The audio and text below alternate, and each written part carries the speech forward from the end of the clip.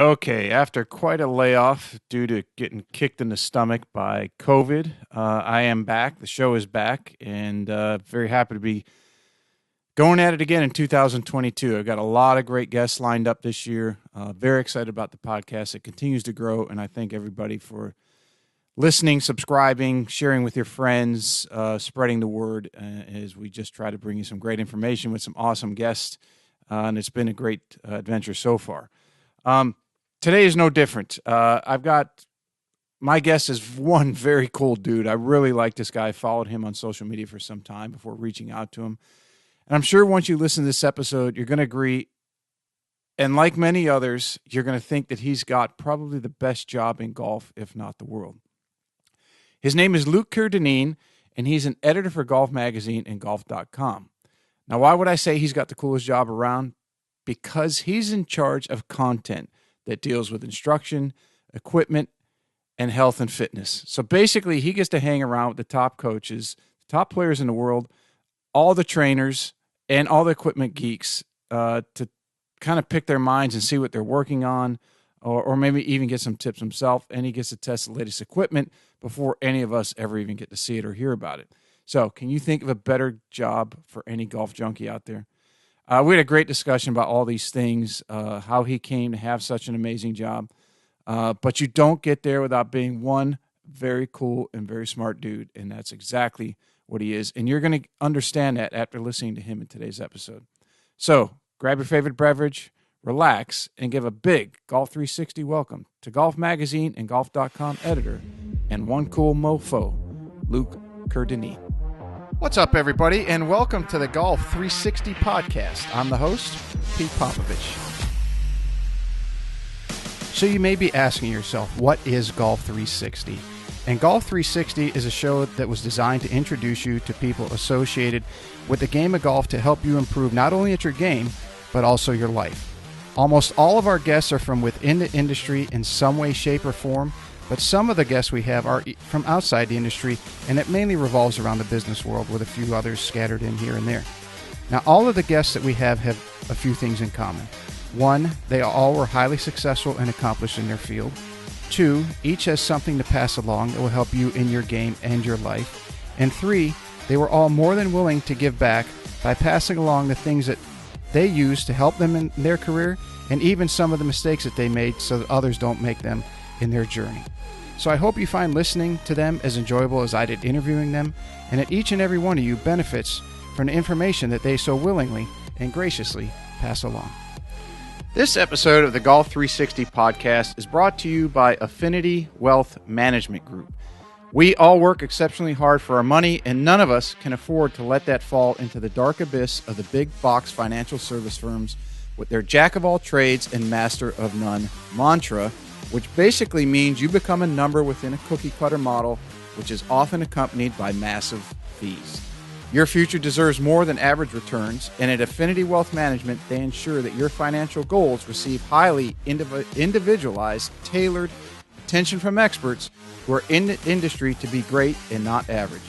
As a client of Affinity Wealth, you will receive a customized solution to your customized life, keeping in mind your family's financial situation, values, and risk tolerance.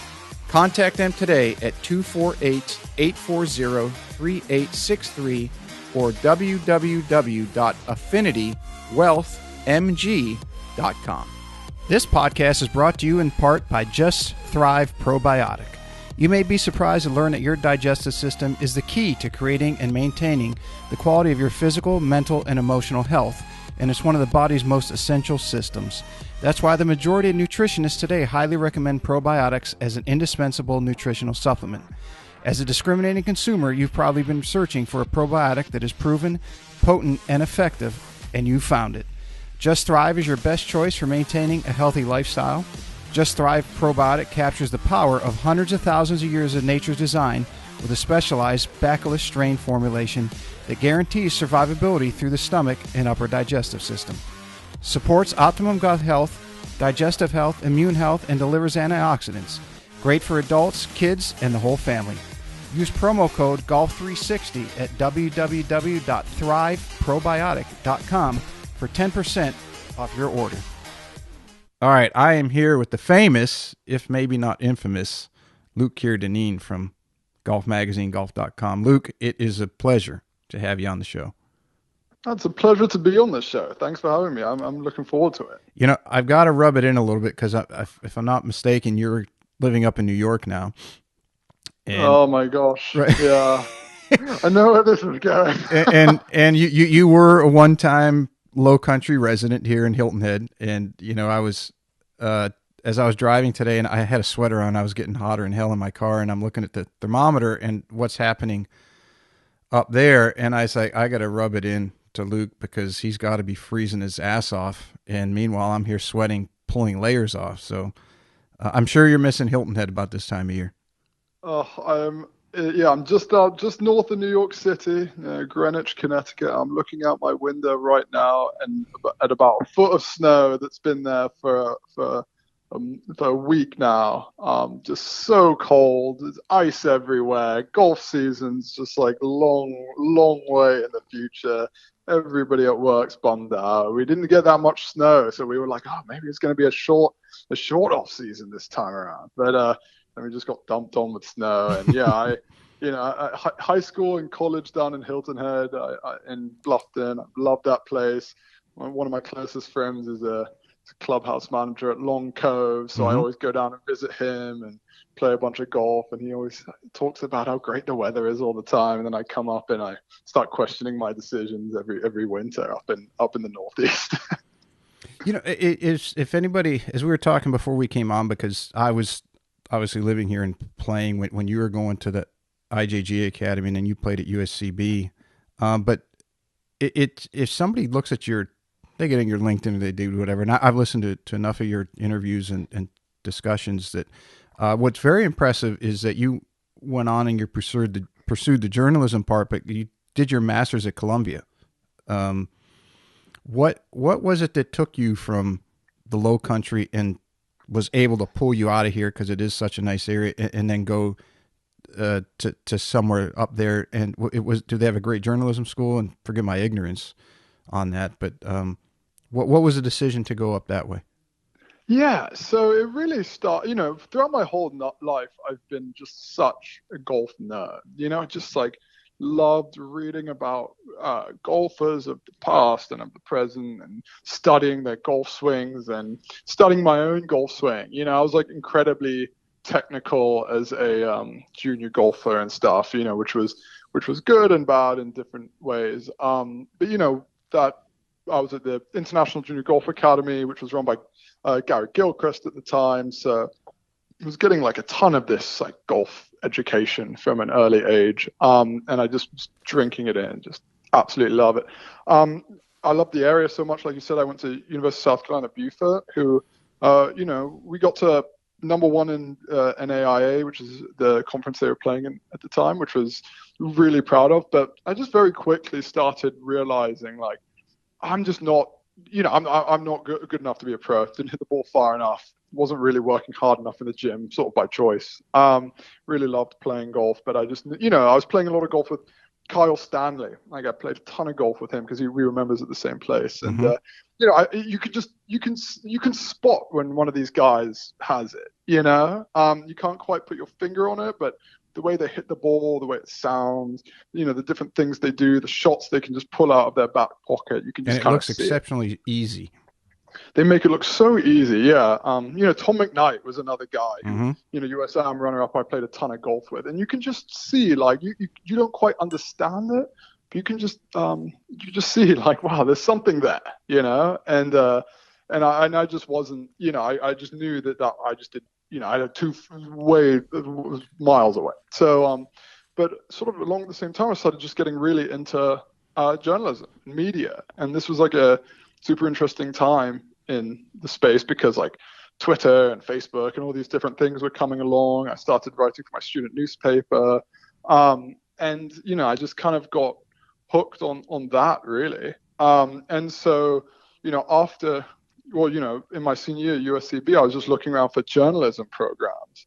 And, Columbia in New York has its graduate school of journalism just is like, known as like, the best in the country. And so I was took a long shot and applied for there, and I got in. So it's like, wow, this is amazing. I'd done some internships along the way, of course, at like USA Today and Newsweek, but yeah, it was just once in a lifetime opportunity, and so that's what pulled me up to New York, and yeah, rest is history, I guess. So as you mentioned, you were getting involved in that and had a interest in it. Really, it probably one of the biggest growth times in the history of media in the world, and have come along or come up through the social media era. And I'm sure you were learning and well adept in the classical forms of writing articles and things of that nature. How is that dynamic for you? Was it difficult to understand what was happening, or was it fun to see how things were changing in the landscape? With back then, there was blogs were the thing, and then forums were the thing. What was that like as somebody who was really into that stuff and just being a part of that in the early stages? Yeah, I think it's funny because I think there's like pros and cons to everything. I mean, like I grew up reading like Golf Magazine and Golf Digest and Golf World and all these things. I just like lived for it. But things were the same way and so long in media for a while between newspapers and magazines that they just got a little stale. And when all these digital innovations came along, social media specifically, it just like blew the can off the place. Like all these different and interesting and innovative things were happening. And it's all these things that we take for granted now. Like I remember like when when golf.com first stood up its website, and Golf Digest did this too, and they put up their swing sequences, and they just put up like 10 pictures of Jim Furyk's golf swing. Mm-hmm. And it was like, wow, this is so cool that I can see like Jim Furyk's golf swing any single time I want. And now we can see like videos and highlights and all these different things. You can span, you can drink in more knowledge about golf in an hour online than you can than it was possible, not even that long ago. Access to teachers, you can really vet people's ideas, no longer is it just like, oh, I'm going to my guy down the road because that's the guy down the road. I mean, Right. you can go take a digital lesson from somebody who's halfway across the earth because you like his ideas. All these things were like just starting to pop up, the inklings of them. And I was just hooked on like the possibilities of stuff like this can do, it's really, it remains so exciting. And, the fact that you can like bring golf to the masses, you can like connect with people in all these new and different and interesting ways. It's like really just kind of gets me going every day, really. Yeah, I got to ask you, not to get off on a tangent too early, but as you work at Golf Magazine and you did work at Golf Digest, are from an inside perspective, are those like siblings that have a rivalry all the time? That they're both under the same family and that they both cover golf, but it's always like, let's see if I can outdo the other one? Yeah, it's funny because I think I think it used to be like that a lot more. Like I think in like the 80s and 90s, it was probably, when there was just two magazines in town, like that was just a huge deal. But now it's just it's it's a lot different. There's always like rivalries there with every brand. But I mean, I'm just a big believer in like a rising tide lifts all boats. Mm-hmm. And especially when you're talking about a world as small as golf. And you also start seeing that, everybody's kind of doing a bit of everything now, right? Like Golf Channel isn't singularly a TV network anymore. The same way that Golf Digest and Golf Magazine aren't simply magazines. Like everybody has websites, they're doing different things, they're pivoting in different ways. So, of course, there's like everybody wants to be the biggest and the best site in golf. But I don't think it's as like cutthroat as the heyday of like, like the New York Post and the New York Daily News are the two tabloids in New York City, and there's this like cutthroat race to get the story. Right. Like it's just the dynamic's just different now. And so I think that part of that is just because the social media has just made the industry like a little more muddled, I guess. But yeah, it's not quite like there's only two games in town anymore. Like there's all sorts of people putting out all sorts of interesting content that It's not really us versus them. It's like we're all in this kind of doing the same, dancing this to the same tune together. Is it that there's so much access to information now that they're and there's so many avenues that they can push that information out that they're not focusing on an adversary anymore so much as they're focusing how can we make the best possible content and distribute it the best way we can. Yeah, I think so. Look, like I think in basic terms, it used to just be very much a zero-sum game, right? It was like it's this magazine or that magazine, and the advertiser either advertises in this one or in that one, and the reader either read this one or that one. Whereas now, like people come to Golf Digest, people come to golf.com, people go to Rick Shields' YouTube channel, people go to Gankis's Instagram. Like there's all sorts of stuff. Like there's more of like the user just kind of has a bit more of a media diet now, Mm-hmm. and so it's not really like a one versus one situation anymore. Like it's a circle that we're all in, for lack of a better term. So yeah, I think that's taken the edge off, I guess, in short, just because there's a lot more voices in the room, and even though Golf Digest and Golf Magazine huge voices in that, the biggest voices in the industry. There's just a lot more, there's a lot more voices too. So it's all about, I like to think about it as like we're all kind of coexisting in the same world together. And I actually think personally that the better one gets, the better the other gets too. I Yeah, don't think that's what I meant. They're like siblings driving each other, Yeah, I right? don't think it would be good for golf if one of those went away. I don't like if Golf Channel disappeared or Golf Magazine disappeared or Golf Digest disappeared. I don't think golf would be in a better spot because of it. I think it would be in a worse spot. So I think it's important to keep that in mind too. Yeah, it's almost like that they've become sources of news for that industry. And I'm looking at this from an outsider. You're obviously in the media game, but the mistrust of the mainstream media, which I'm assuming has maybe arbitrarily played a role in that. But it's also spawned things like this. I mean, I'm a very small potatoes podcast.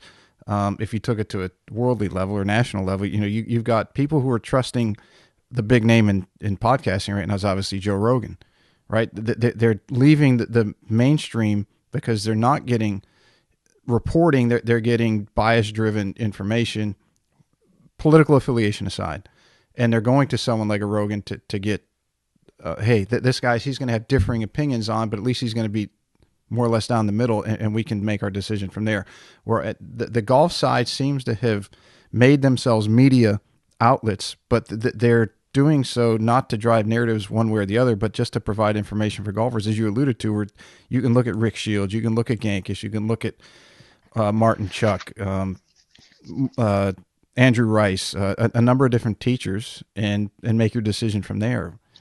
That's the media landscape is a fascinating entity to me, and like I said, you have come up through that change, and one of the reasons I find you so interesting. Yeah, thanks. Yeah, and it's a really good point too, and it's funny too because I mean, look, like I oversee all our like instruction, equipment, fitness stuff, Golf Magazine, golf.com. I'm like pretty singularly focused on like finding stuff, be it from teachers, from tour pros, whatever, that helps golfers at home play better golf. Mm-hmm. That's like really like what I do every single day. And so at the end of the day, like we're in this like golf specific space, and we're like I'm asking pros things about their game, like really nitty gritty stuff about their own game that like ESPN or whoever just isn't going to ask them. Like they just don't have an interest in asking at the level of like detail about, oh, what do you work on in your swing? No, how do you work on it? No, what drills do you do? No, what do you do in this? Like, because we're Golf Magazine, like that's the prism at which we come at this thing. And so I don't think that, like I was saying earlier, like that's what makes us so essential to the industry, because we're not driving an agenda. We're just like digging deep into the details of this game. Like Mm-hmm. we're not like we're golf nerds trying to get nerdy about this, sort of by design. And it's a role that I'm really comfortable in. And it's good to hear that people, recognize that for what it is, where like, I'm not opining on like the news of the day in one way or the other. I'm just trying to like, find interesting things that pros do and cast a little light on what makes those guys tick, really. And hope that the rest of us can learn something from it that we can apply to our own games. Yeah, it's like you said, it's unbiased. It's an honest search for, as you take your mind from somebody who played at a very high level and then had an interest level in what people who got to the highest level have. You bridge that gap in that. Well, one, you're an expert in writing, so you're very good in communication. You're able to communicate with the players at the top of the world, be it the men or the women, and then have that ability to communicate what they're saying to the reader who's, let's say, a 20 handicap, and convey it in a way that they can understand what somebody at that level is going through. So I appreciate that. And it's funny though, because I talk to my colleagues, and I like my friend and colleague Dylan DeChair and I were talking about this the other day, that when you think about a tour player's existence, right? Like, what do? They wake up, they eat, they maybe go to the gym, they go to the range, they practice, they eat, they go play, they eat, they maybe go to the range, they maybe go get something more to eat, watch TV, and then go to bed and do the same thing all over again 5 to 6 times a week. mm-hmm. And then they go play in tournaments.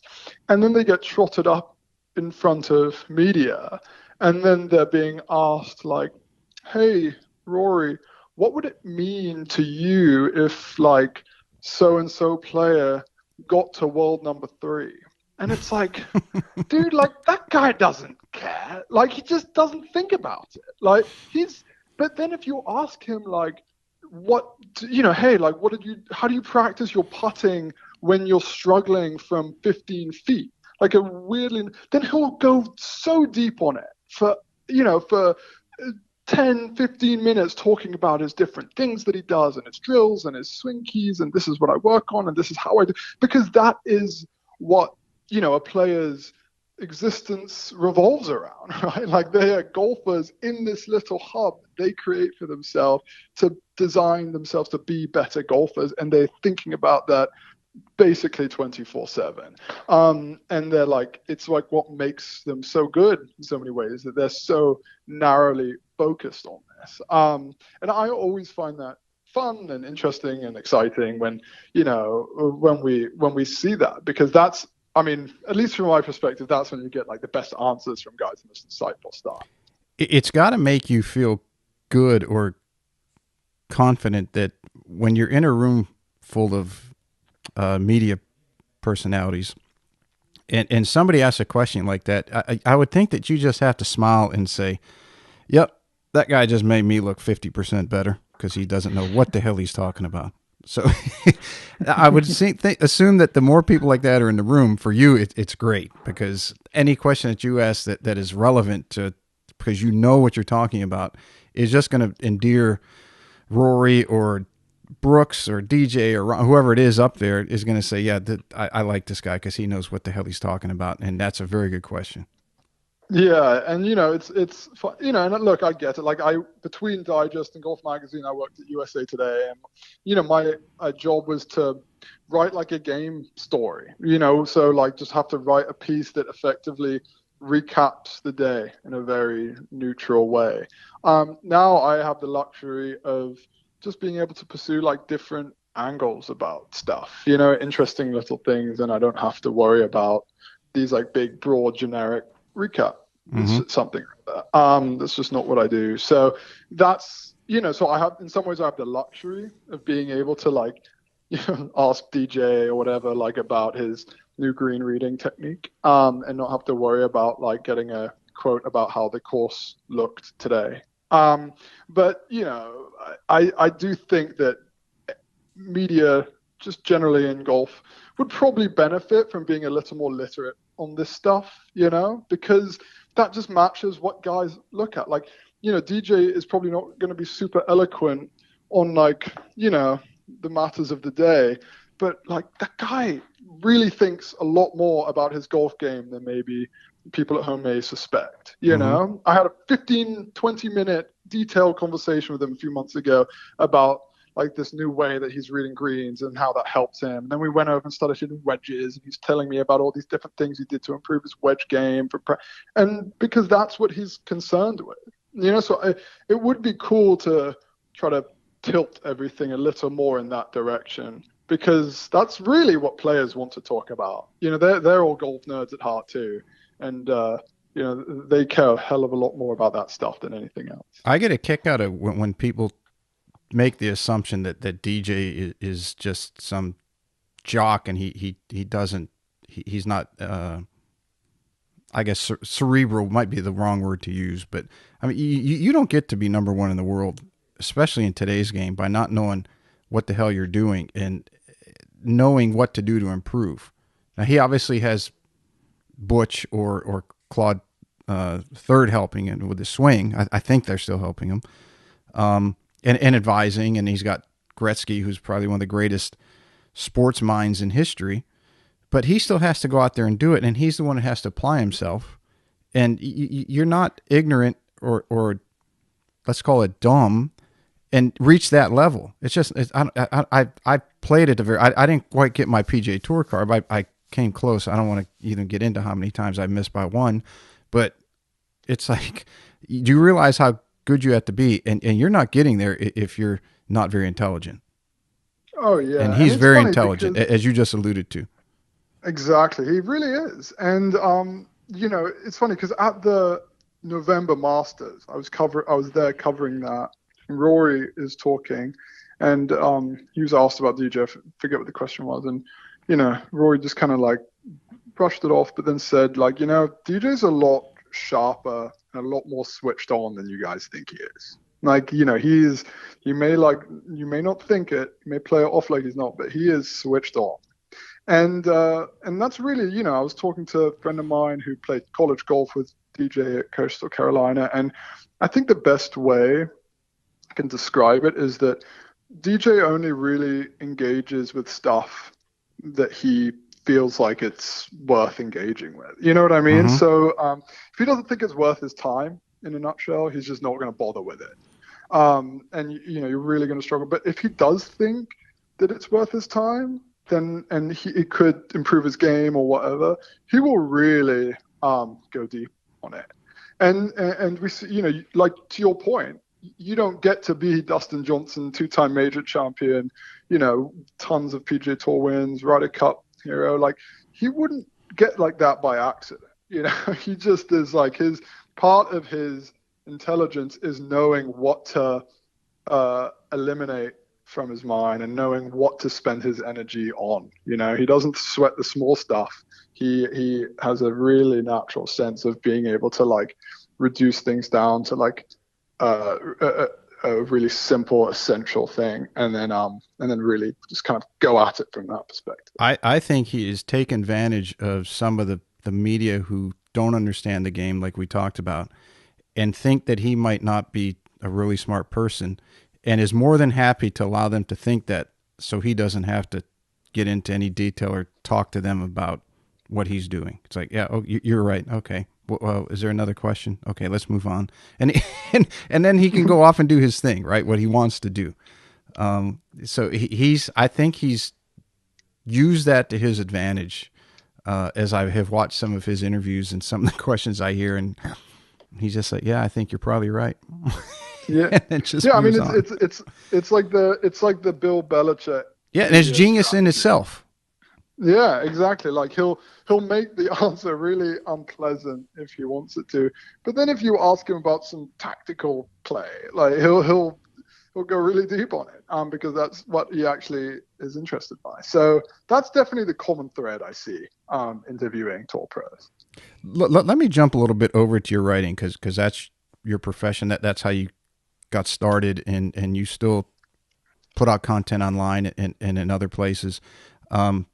And just as writing in general, because, and there's a lot of different reasons I want to dive into. I mean, I've written something like over 50 articles that were published locally here in the Low Country and a few other places. And I very well, it taught me, number one, how to take your thoughts and put them into words, which is communication, right? It's probably one of the most important things that we have as human beings, and the ability to communicate what's in our head into words that somebody else can interpret and implement if you're a coach.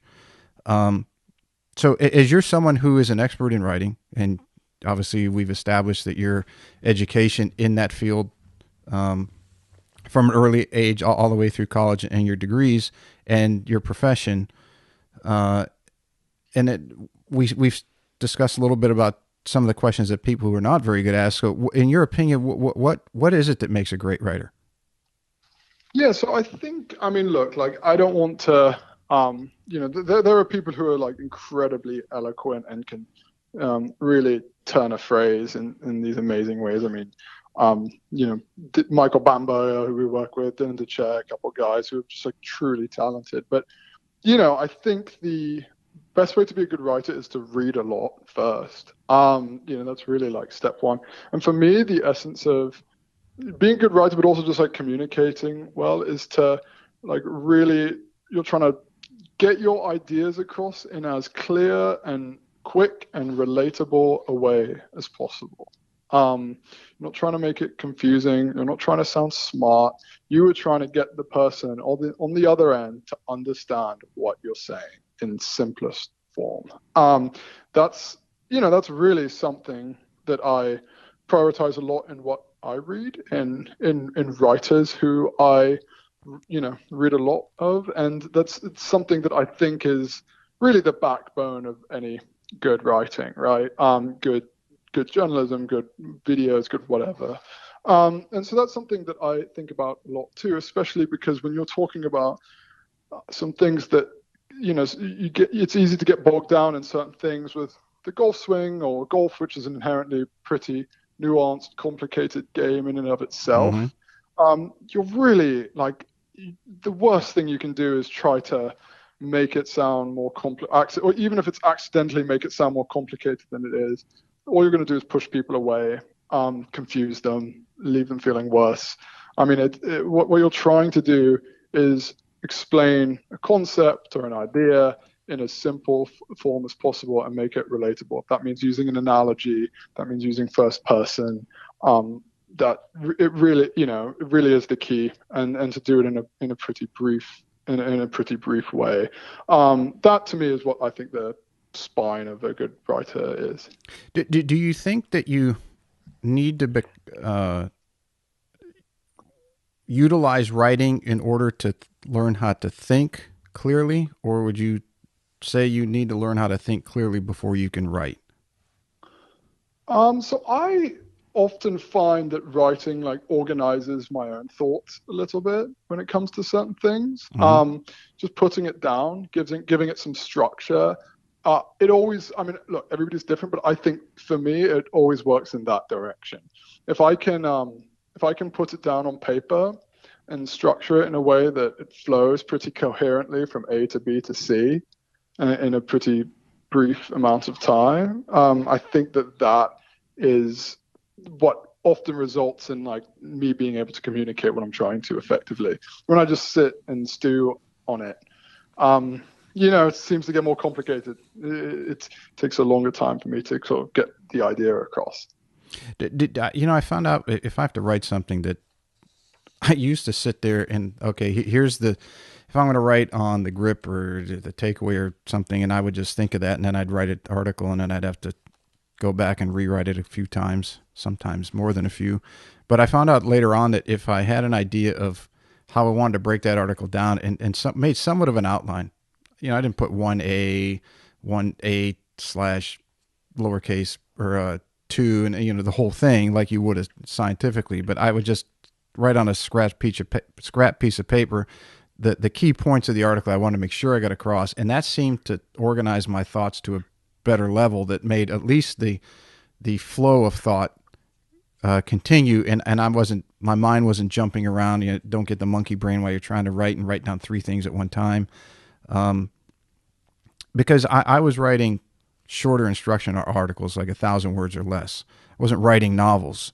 And you had mentioned reading to improve your writing. You write, from what I can gather, articles and things that would be shorter in volume. So when you were learning those things, were you reading things shorter in volume, or were you reading things like Hemingway or Chekhov, Dostoevsky, novels of that nature to improve?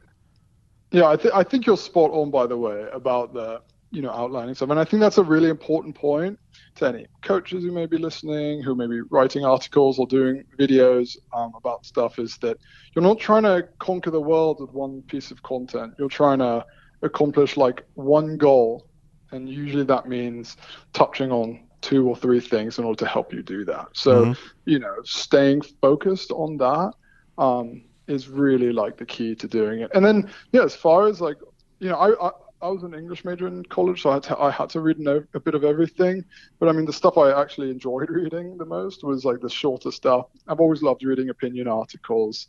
I really like hearing or reading about first person stuff. I like thinking about the person on the other end trying something, doing something, and sharing their experience in like a pretty honest way.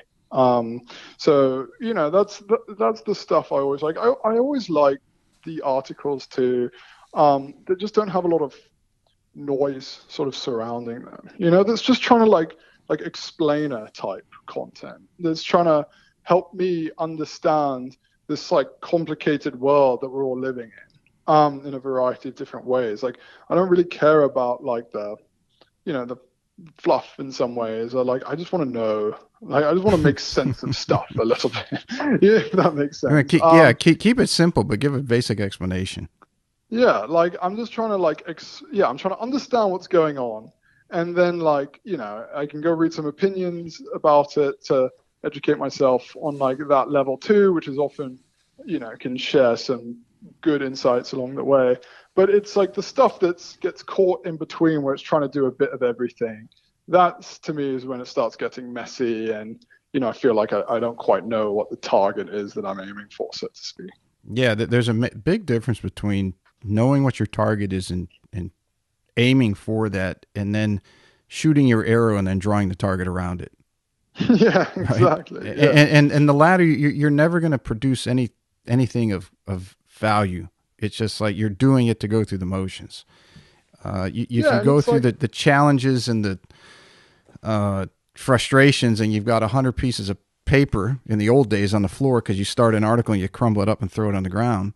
Once you get through that and you produce something that's really good and that people find very valuable and informative, it makes it all worthwhile. Yeah, exactly. And I think, look, like, when you think about this in like a golf context, that's really what we're trying to do for the golfer on the other end. Like, I say this all the time, but, our golf magazine reader's like an avid kind of 12 to 15 handicap who plays a ton of golf and doesn't always know why they don't play well and doesn't have all the time in the world to practice. Like, that person is just trying to get a little bit better on short order and is trying to make the game a little less complicated. Often they'll have specific questions they want answered. Like, they don't need to be sort of ushered through a flowery field of some thought experiment. They just, they want something that's going to improve their life tomorrow. And I think it's like, it's something I think about a lot, but I do think it's something that's like really important that we need to think about. That when we talk about the golf industry, we talk about golfers, on green grass facilities and recreation. It's a recreational game, and this is what's driving this industry. And golf can be really jargony and confusing and intimidating and scary, and it's about trying to bring those barriers down in order to bring more people in and enjoying the game more, really, is something we need to stay laser focused on. Do you think with the advent of technology, and lately in particular the use of the scientific language as it relates to either fitness or biomechanics, where coaches are talking in terms that other coaches would understand, but the reader of Golf Magazine wouldn't, with the internal, the external, the force coupling, the toe, the litany of words. Do you think that at some point it goes a little bit too far and things should be kept more like, okay, instead of saying you need to flex your left wrist, we're just going to say, bow it a little bit more, Yeah. or hinge a little bit more instead of going into the scientific terms. Yeah, exactly. I mean, like, look, like, who are these who are these scientific terms for exactly? Because it's funny because the people who use them the most aren't the people who like create them. Like when I call up Sasha McKenzie and I have a question about something, he'll explain it to me in like an incredibly simple way because he's an incredibly smart guy who's just Mm-hmm. trying to get his idea across. It's like the stuff that starts getting ridiculous and when you start talking about like, different, force coupling about the axis of the shaft and flexion I mean, like really, there's either two explanations to this. It's like you don't quite understand the words that you're saying, so you're just kind of regurgitating them. Yeah, I was Or, playing. Sorry, go yeah, ahead. I didn't mean to oh interrupt your yeah, thought. no, yeah, that, or you're trying to sound like a professor when trying to sound smarter than you are, when in reality the smartest people I know are the ones who can make these complicated ideas relatable and relatable and approachable and understandable. And just because you know what a force couple is, or you know what a flexion is, or ulnar deviation is, it doesn't mean that that's the best way to communicate that. And really, what are we doing here? We're just trying to understand what's going on in the golf swing, what's happening to golfers' bodies, and we're trying to like put that into practice. We're not trying to like show off what we know. We're not dictionaries. We're golfers, golf Right. teachers, And when and I writers. Yeah. first started writing articles, and it was at first it was 700 words or less, and they let me expand to 300 words. And it was I learned that very on that you don't need to show everybody how much you know. Well, you can't. First of all, there's not enough space in the that I was slotted in the magazine, and it's like, okay, I need to make this as educational and informative as I can in this amount of space. And then Twitter went ahead and blew that out of the water with their, what are they at, 100 characters, not even words. And it was like, oh boy, that's I'm not going down that road. But yes, the reason I ask is I was on the last fall. I don't know where I was. I was playing as a guest somewhere, and I heard one of the young assistants giving an older lady a lesson, and she said, "What do you think?" And I mean, the assistant said, "Well, your trail hip's a little too much internal coming in impact." And I'm just like, unless she's a doctor or in the fitness world or in academia, she has no idea what he just told her.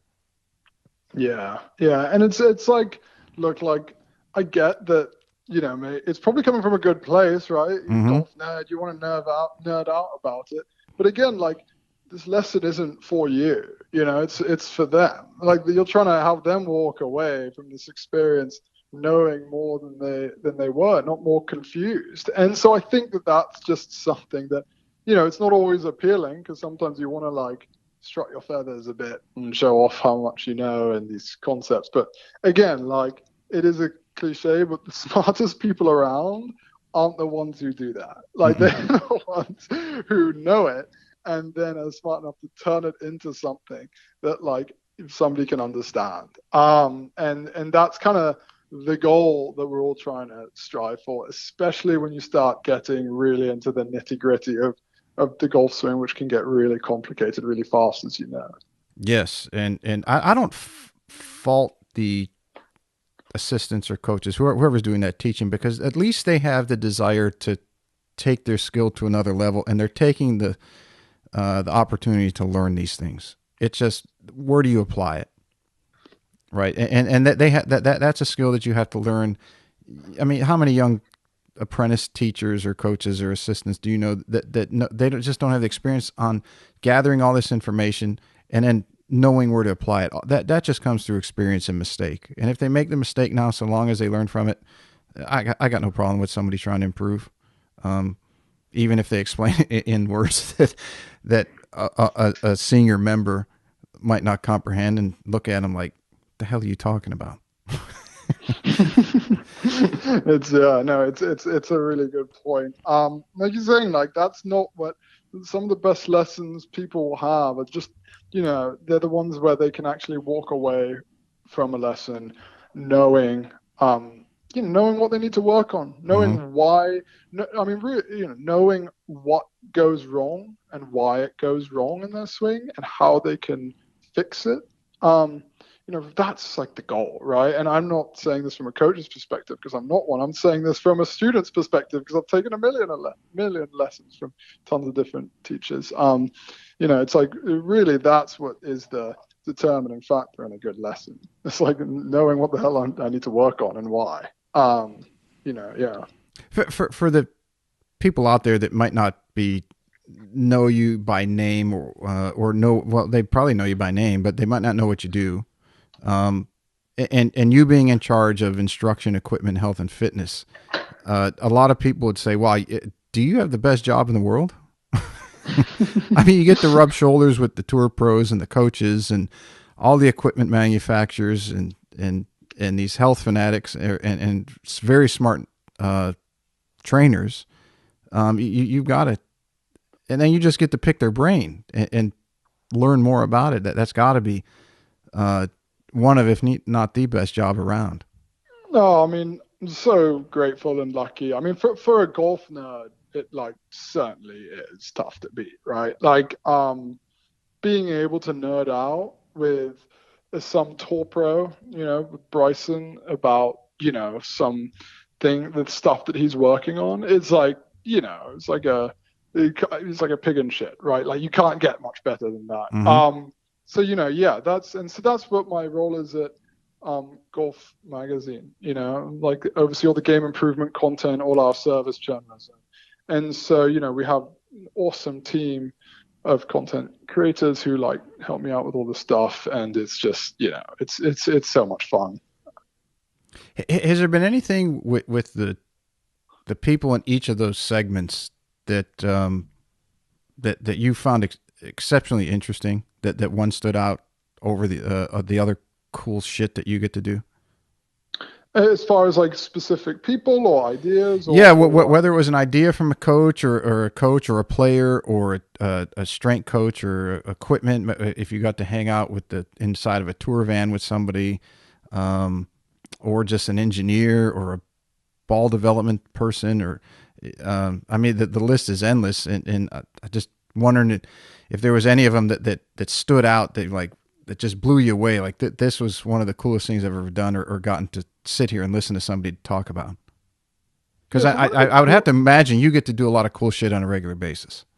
absolutely. And so one of the cooler, most fun things I've ever, or your most interesting sort of moments was, I got to sit with Chris Como and Bryson during one of Bryson's like speed training sessions when he was hooked up in gears and was just going at it. And he reached, at the time, it was last year, he reached 217 ball speed and he was on gears. And just seeing him like rev himself up, working on the different things he was working on, with Chris, trying to, improve his stretch shortening cycle. He was really trying to focus on getting his arms high and wide on the backswing.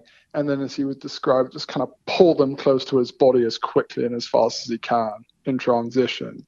And then just seeing him like really rev up and just dripping in sweat for hours as he was doing this. It was really, really fascinating. As far as like golf clubs and stuff go, yeah, I'm always like really any sort of innovation with the putter is just like catnip for me. I went down a really deep like MOI rabbit hole the other day. Oh, not the other day, the other week. And so I just constantly like learning more about this stuff too. I got really interested a while ago in like the center of mass in the putter and how it aligns on the club head and whether that affects your stroke at all. Mm-hmm. I talked to like Sax Parenti and he's like really believes that you've got to make, the head a lot heavier than the shaft. So you have this ultra lightweight graphite shaft and grip, and the head is like pretty heavy, a bit like those bloodline putters, like where they can stand up on their own. Right. And they say that bringing that like center of gravity of the golf club really close to the head will actually help make better better stroke. Other people disagree and they put the weight way up in the hands and say that now your big muscles can control the stroke. I bought this weird putter on eBay where they actually, I think, they used to call them like arse backwards putters or bass backwards putters. I don't know, but basically the heel of the shaft wasn't actually in the heel; it was in the toe, and the shaft would kind of run up diagonally, and it would have this effect of putting the center of mass of the golf club directly over the middle of the top line of the putter face. You know what I mean? Mm-hmm. So, and I was like, oh well, that would be interesting. Would that help you make a more of a kind of quote unquote straight back, straight through stroke, even though I know it all works on a curve. So yeah, I'm constantly kind of diving down overly nerdy rabbit holes like that, trying to find the secret to making more putts. Have you discovered that one yet? Because I'd love to hear it if so. Well, I've done a lot of. I took a when I missed at Q school for the final time in 2005. It was because that year I was lipping out on average 6 to 7 times per round. And guys would say to me when we'd be on the first tee, like, we heard the rumor, we just don't. There's no way, we don't believe it. And at the end of the round, they would like, I can't believe that. I don't know how you keep your sanity. And it wasn't easy, but I was at first stage at Jennings Mill that year, and I think I was about 9 under going into the final round and well within the cut to get to second stage. And sure enough, lipped out 7 times the final round. I think I shot 76. And Oh, at that level, you shoot that number and you just got tracks over your back where you got trampled. And I had had enough. And I said, I'm going to start sorting this out. And at one time, a long time ago, I considered going to medical school. So I had at least an introduction to some of those things, and started getting into that stuff, and did a deep dive into neurology, and then got connected to Jeff Mangum a number of years ago. And Jeff's information on putting is I've never found anybody better. And he's been on this show a number of times, and for some reason he likes me, which I'm very glad because it's fun to pick his brain. But some things about putting that what you alluded to about center of mass and the weights of the putter heads. One thing that I have found out is if you're holding the grip. Okay, so like nowadays the big thing in putters is the longer grips. What are they, 17 inches long? yeah. And in my opinion, and I'm sure somebody who has an engineering or physics degree out there will argue with me, and that's fine. Post it on social media. At least maybe it'll start a conversation, help somebody. I think that the more weight that you have down the shaft that's below your hands, as far as the grip is concerned, it can help you keep the ball on line, but it will negatively affect your ability to control distance, Mm, right? Because you've got weight distributed too evenly across the shaft in too many places. I had said, going back to the normal grip days when they were roughly 11, or I don't even remember how long they are. Let's say they're 12 inches. If you were going to hold the putter at the end of the grip where the meat of your lead hand, where the grip was right there, and then you had, let's say, 4 inches of grip under the lowest part of your trail hand, that was too much grip to go ahead and cut 3 inches of it off. And the interesting. people I was working with, like, well, some of them would argue, well, today's the younger kids who have the long grips will argue, well, I can keep it online if I keep the longer grip. I'm like, how's your distance control? Well, it could be better. I'm like, yeah, I know. That's why I asked you. So I think that as far as, I hate to use this word, your feel will improve as far as the weight of the head, to the point that you were saying about that gentleman who had the theory with the real heavy putter head.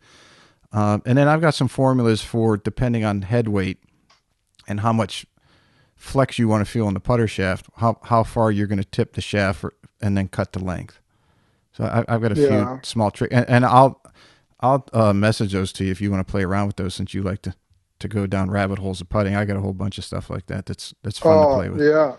Yeah, I'd love that. That's fascinating. And yeah, I think yeah, I think there's so much there to unpack, right? And learn more about. And it's always funny how little we know in some ways about like golf. But it's funny like when Sasha McKenzie, for instance, like did his heads up putting study and found that golf's actually improved when they're looking at the target. For instance, if nothing else, it is an interesting experiment in the idea of how like reactionary something like putting is and how field based it is. And so when you come at it from that perspective and somebody says, yeah, well, what you really need to do is whack a bunch of weight high up in the shaft, to the point where like the head, you can't really feel like the thing that's actually going to hit the ball in this incredibly delicate art that is Mm-hmm. putting.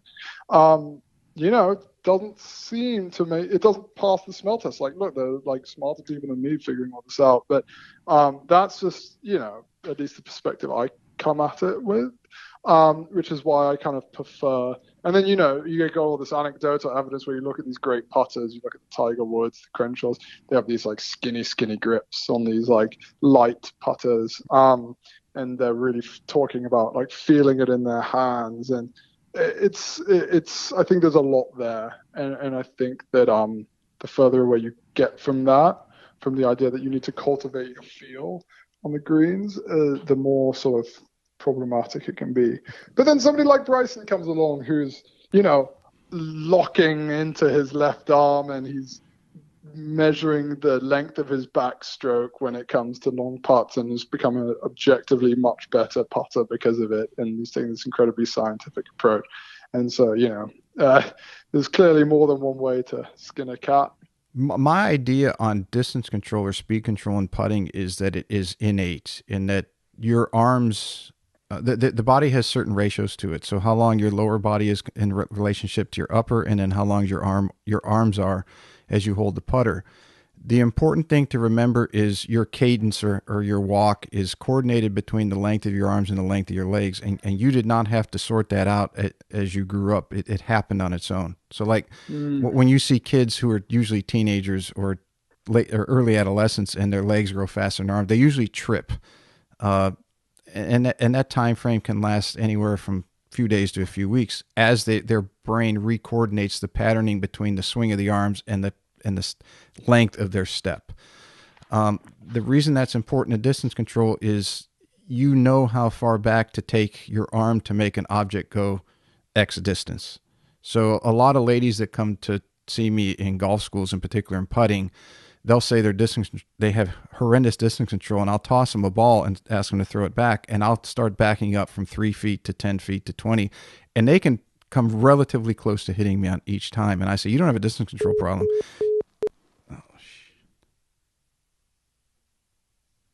Oh, no problem. I'll have the editor tune it up. But what I was getting at was I will tell ladies they don't have a distance control problem. They often have a putter length problem because they know how far back to pull their arm to make the object go X distance. If the putter is too long, it's going to disrupt their natural timing and sequencing. In that they are going to, they know how far that the bottom portion of their trail hand should travel, or at least be very close to it.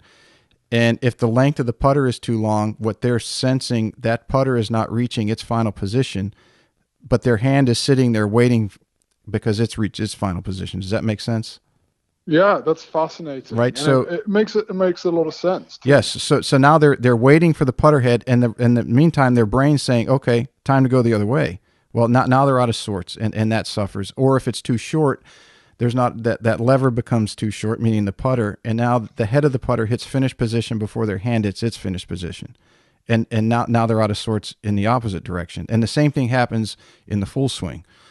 So I have said for many years that distance control, the ability to do so at a very precise rate, meaning anywhere from the ball just reaching the hole to 21 inches past, is ideal because that equates to 4 revolutions per second. And your ability to do that, fall within that range, is very consistent once you reach adulthood, but meaning you're not growing anymore. Vertically, we might grow horizontally, right? Our bellies get bigger, but our arms and legs don't get any longer. So that your timing and sequencing is set. if you have the putter that fits you correctly, your ability to control distance goes up exponentially. Absolutely. It makes so much sense too, because like, and you hear pros talk about this anecdotally, like thinking about the putter and the club as an extension of your arm, and they'll get up and they'll roll golf balls towards a hole as a way of like cultivating a feel, and then put the putter in their hands. And they talk about like some having some give in their wrists so they can let the putter head flow. And what they're all getting at the same point, right? Which is that like there is this mind ball connection that runs through the putter, and when that's like not calibrated properly, Mm-hmm. it screws it up. It crosses the wires in your brain to the point where your only real option is to either not do it well or to have to relearn this whole new thing. But of course, in reality, that's never going to work because the second you learn it, you may want to switch putters, and then you've got to start all over again. And so, yeah, it makes a lot of sense. Yeah, I know we don't have a whole lot of time, but one thing I want to touch on because I think it's very important because I think you do a fabulous job is and that's the Golf 100 Coaching Summit at Pinehurst. You play a very large role from what everybody tells me, and do an amazing job. And I just want to give people an idea of what that is because it's not like it's publicized to the public. They might not know what it is, and it is a great event. So can you just talk briefly about that, how it came about, and how you're improving it year after year to keep all these nerdy minds inquisitive, interested to come back year after year? Oh, absolutely. And yeah, I appreciate you saying that too. It's definitely a long, stressful process on our end, getting the nuts and bolts of that in order, but it's really rewarding when it comes off. But yeah, this is something that Golf Magazine has been doing for a while, predates me. Mm-hmm. I joined in 2018 and they've been doing it for years. Basically, every 2 years, they get a group of the top 100 teachers plus guests all together, and they do a kind of academic summit of sorts. We have presentations, demonstrations, panel discussions, interviews, all with the goal of trying to help teachers become better teachers and learn from each other and meet each other and pick each other's brains and then put that knowledge to use on the lesson tee for golfers. It's like I said, it's something we've been doing for a long time. And then once Howard Milstein, who owns Golf Magazine, he also owns a variety of other companies under his sort of golf portfolio, from Golf Logic to TrueSpec to Nicholas companies. He's really made it a priority to sort of expand this thing. So, making the event bigger, inviting more guests, trying to do it more often, streaming it online. It's like year after year, he is like championing this, like, make it better, make it more inclusive for all teachers everywhere. And it's still early days, but it's something that we really take seriously. And it's something that we really at Golf Magazine, golf.com, like, want to help, just give back to the industry because, we know where our bread is buttered, right? It's like that golfer on the other end getting a little bit better tomorrow. That's what keeps our little world going around. Mm-hmm. And so if we can help give teachers access to other teachers that they may not ordinarily have access to, help host information, help people share information with each other that ordinarily wouldn't be getting out there, provide a platform to people. This is all like win-wins for everyone. So it's like I said, it's a really rewarding process to see it come off, and I think it's really just a knowledge sharing game and something that's quite unique because we don't, we're a platform, we're Golf Magazine, we're agnostic. We don't have a point of view, we don't have a method that we're trying to convince people to do. We're just trying to bring information to light and allow each other to talk with each other about it. We're the platform for this stuff. We're not Yeah, trying to the sell conduit everyone of else. information that You bring people together to allow them to share the ideas, and I think it's a great, a fabulous idea.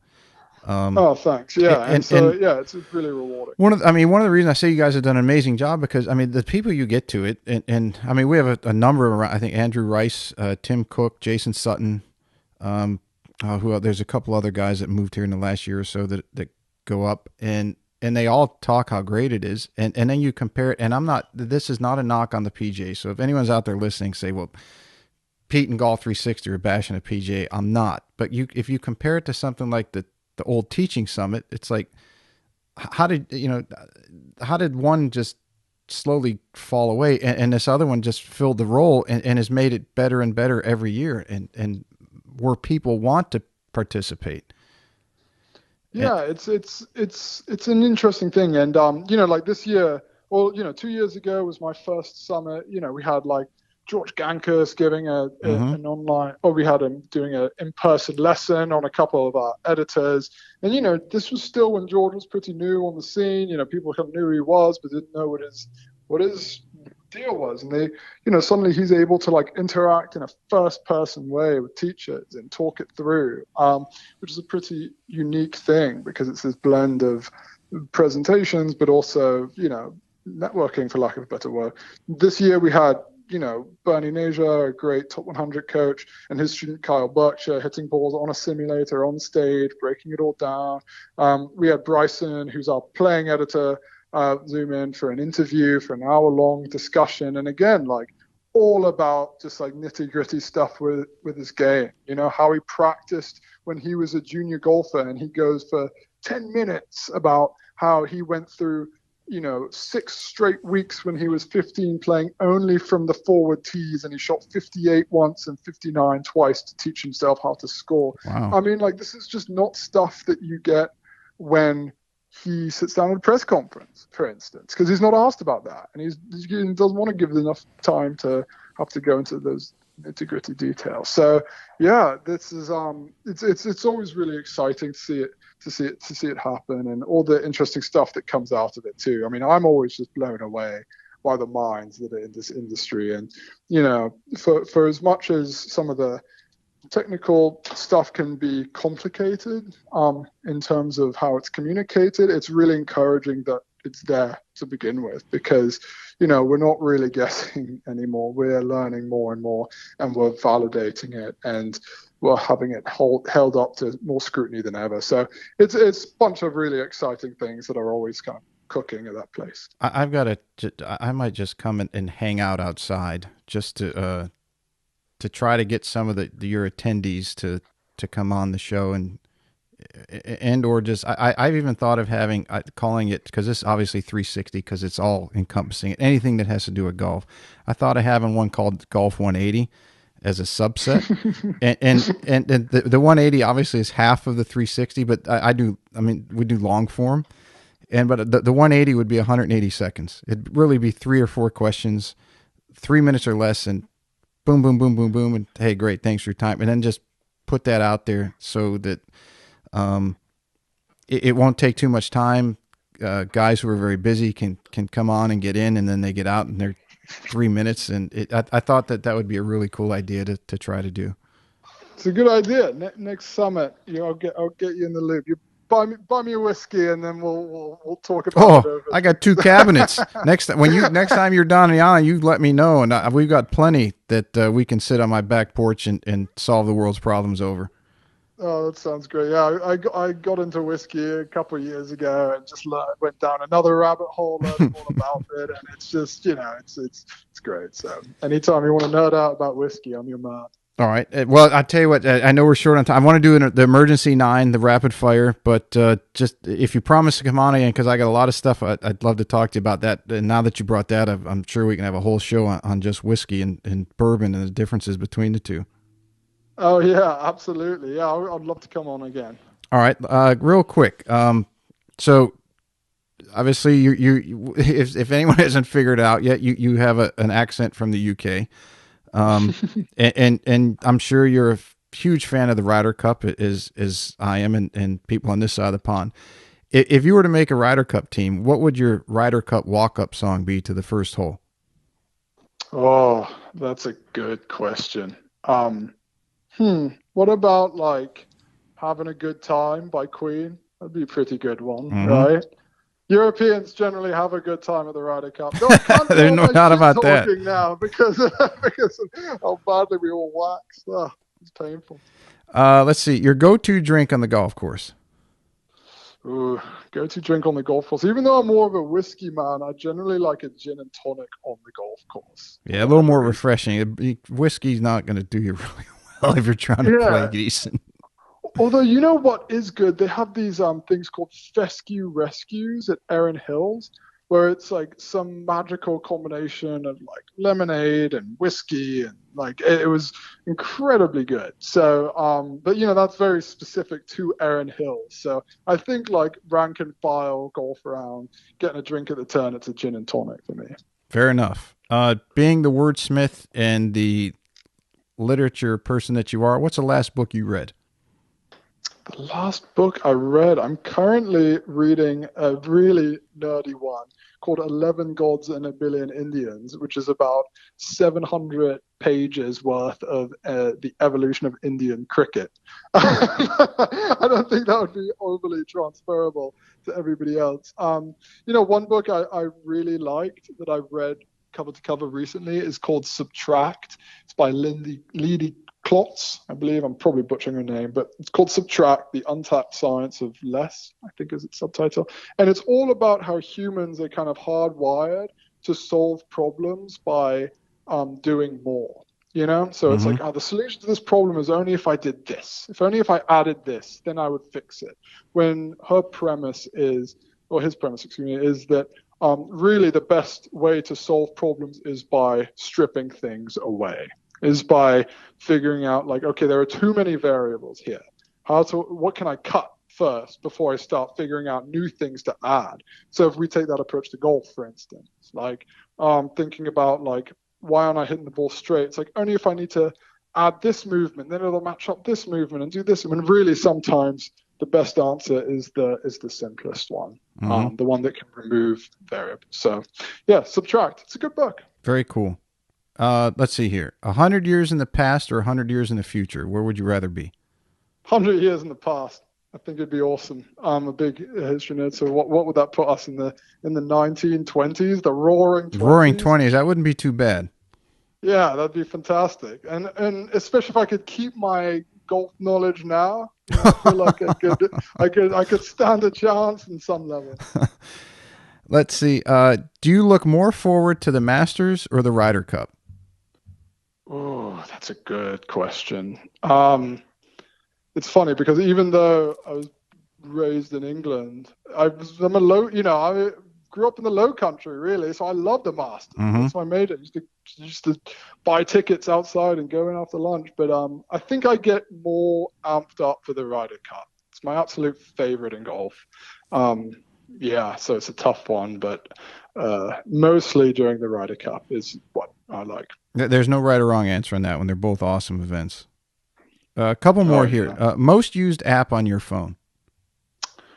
Yeah, Twitter. It's so used that I've had to put a freaking time limit on it to try to stop me using it more. Yeah, but you post cool stuff. Twitter can be a cesspool, and you post a lot of swings and interesting things, and there should be more of what you do. People should follow your lead more often. Thanks. I mean, like, look, like it's I just don't want to get into the other stuff. Like, I don't know the way I see it. Like, I work for Golf Magazine and Golf.com. Do people out there really care about what I think about XYZ annoying political issue? Like, I don't even care that much about what I think about some XYZ political issue. I care about golf. Like, that's what I do on Twitter. That's where I work. That's what makes it fun for me. And those are the accounts that I enjoy following across all social media.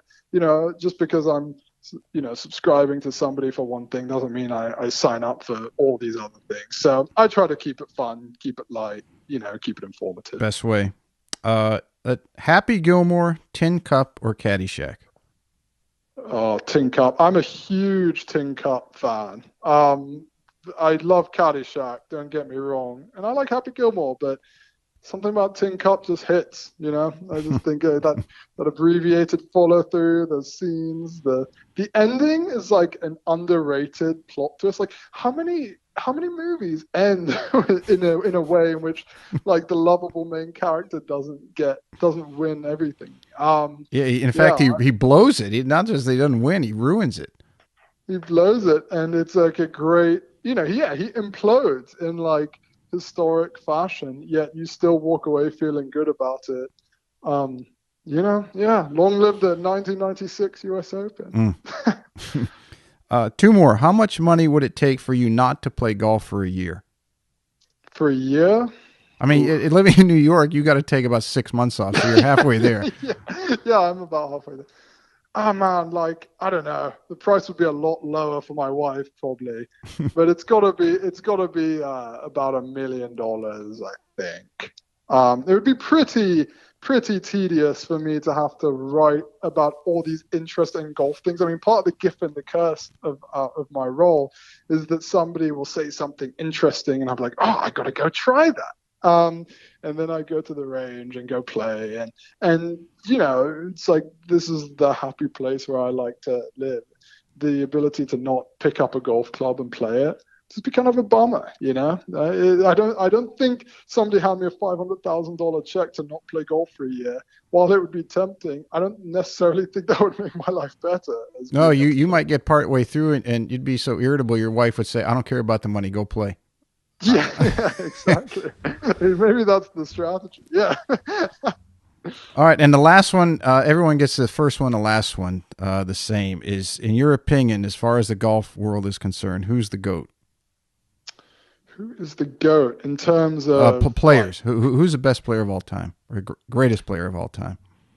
I am on the Tiger train personally. I know Jack has won more majors and yada yada, and he's an incredible athlete. But I know what I saw when I was 8 years old, and seeing Tiger hit some of these shots like he did at Pebble, seeing some of these comebacks he staged. I'm probably simply biased because I grew up in Tiger's heyday, but it's really hard for me to not say Tiger. There's no wrong answer. What anything big coming up you want to tell everybody about, or that you want any announcements or books you got coming out, or places you're talking, anything like that? Yeah, so no huge projects that I can sort of divulge right now, but I'm really proud of the stuff that we do on golf.com and Golf Magazine on a kind of daily basis. We're really trying to focus on organize the video side of the house. In our brand. So, trying some new concepts, trying to get a little fun with it. This one concept that we like called Pros Teaching Joes is a fun one where we put our editors and have them take lessons from like, LPGA Tour players, PGA Tour players. That always ends up in fun stuff. We did one with Bryson where Bryson coached one of our editors to his like record swing speed. Kyle Berkshire was on there recently. So, yeah, it's often there's a lot of fun stuff flowing through there. So and anytime anybody has any questions, just hit me up on Twitter. I'm probably on my phone checking it, so it'd be a nice change of pace. And your handle on social media? It's at Luke Kerr Dineen. I don't know why I picked that handle back a million years ago when I did if you just type in at Luke and then slap the keyboard, I should pop up. And as always, I'll have links to all your media and where they can find you, and golf.com, and I'll put the Pros Teaching Joes in there, link to y'all's website, and people can check that out. Luke, it's been awesome. We knew we were going to have a good time, and we did, and we got to do this again. Hopefully you can be on more regularly. Oh, anytime. Thanks again for having me. It was a lot of fun. You got it. And I'll get you that stuff on the putting, the measurements and so forth. I'll message it to you. Oh, yeah, please do. I'd love to see it. Anytime. Well, you have a great one. Yeah, you too. Take it easy. All right, everybody. Thank you so much for listening to today's show. If you enjoyed it, you can find more information on today's episode and other topics at golf360.blog. There you'll find the show notes and links related to this episode, as well as any other episode that we've done so far to date. If you're interested in improving your game and would like to learn more from yours truly by taking a private lesson, a half-day or multi-day school, club or putter fitting, you can reach me through the blog site or by email, pete@golf360.blog. So some of you may be asking, what is the golf paradigm? All you have to do is click on the homepage while on my blog site to discover how you can start playing better than you ever thought possible. Or you can simply sign up, again, on the blog page for my instructional videos where I give regular tips on all areas of the game to include the swing, club design and fitting, health, fitness and nutrition, the mental aspects, and equally as important, the integration of all those things together. I'm also on social media, and you can find me at The Golf Paradigm. That's Paradigm, and I'm on Facebook, Instagram, and Twitter. And don't forget to subscribe to my YouTube channel, also under the same name, The Golf Paradigm. Facebook is usually the best way to reach me for questions and or comments, and I look forward to hearing what all of you have to say. This podcast is brought to you in part by Old South Golf Links. A short ride across a bridge from Hilton Head Island is one of the area's finest golf courses and a hidden treasure. Set up on towering pines and ancient oaks with sweeping marsh vistas, truly makes Old South Golf Links a one-of-a-kind golfing experience. The Clyde Johnson design was named one of the top 10 new public courses when it opened, and it also takes full advantage of the natural beauty of the Low Country. Old South is a fun and unique challenge for golfers of every skill level and a favorite of both locals and visitors. Whether it's your first time here or you're a regular, you'll be treated and feel like family.